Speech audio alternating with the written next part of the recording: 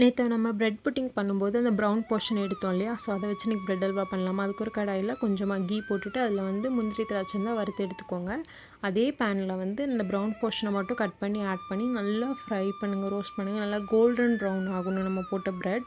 So அந்தளவுக்கு அது நல்லா ரோஸ்ட் பண்ணதுக்கப்புறம் அதை ஒரு பாத்திரத்தில் மாற்றிட்டு அதே பாத்திரத்தில் கொஞ்சமாக தண்ணி ஆட் பண்ணி நம்ம தேவைக்கேற்ப ஸ்வீட்னஸ்க்கு ஏற்ப வந்து ஒயிட் சுகர் ஆட் பண்ணிக்கோங்க.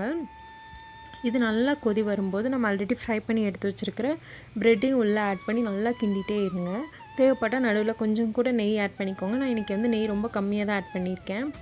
ஸோ நல்லா கிளறிட்டே இருந்திங்கன்னா நல்லா ஒன்றா சேர்ந்து குக்காகி வரும். அந்த டைமில் நம்ம ஃப்ளேவருக்கு ஏற்ற மாதிரி ஏலக்காய் தூள் கொஞ்சமாக போட்டுட்டு நம்ம ஃப்ரை பண்ணி எடுத்து வச்சுருக்க முந்திரி திராட்சையும் ஆட் பண்ணி கலந்து எடுத்து சாப்பிட்டிங்கன்னா சூப்பரான ப்ரெட் அல்வா ரெடி ஆயிரும். ரொம்ப குயிக்காக செஞ்சிடலாம். கண்டிப்பாக ட்ரை பண்ணி பாருங்கள். நாளைக்கு இன்னொரு வீடியோவில் பார்க்கலாம். பாய். வீடியோ பிடிச்சிருந்தா லைக் பண்ணுங்கள். டாடா.